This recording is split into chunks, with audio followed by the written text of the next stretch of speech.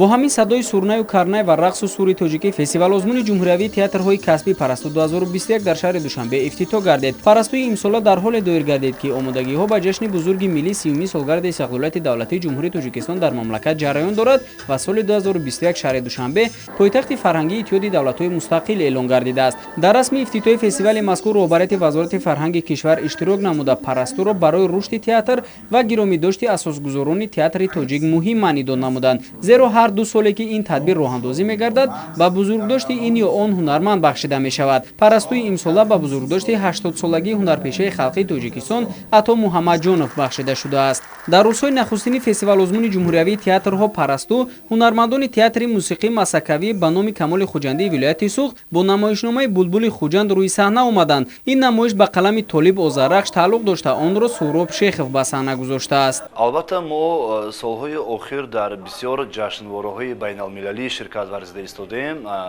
Мана ҳамин соли 2019 мо пас аз парасту дар 2 ҷашнвораи байналмилалӣ иштирок кардем, яке дар Қазону, дигаре дар Актауи ҷумҳурии Қазоқистон буд ва боз ба мо 4 пешниҳоди дигар ҳам шуд ки азбаски пандемия буд, коронавирус буд, мо натавонистем сафар кунем ва ана ин соли 2021 ки боз пешниҳодҳо зиёд ҳастанд. Аллакай Булбули Хуҷанд санаи 21 апрели ҳамин сол дар ҷашнвораи байналмилалии параллелни мирӣ ҷаҳони мувозӣ иштирок кард дар Республикаи Беларусия байни давлатҳои Италия, Чехия, Латвия, Украина, Беларусия, Россия ва Тоҷикистон ва сазовори диплом барои эҳё намудани фарҳанги миллӣ ва ҷоизаи беҳтарин ороиши мусиқиро сазовор гардид.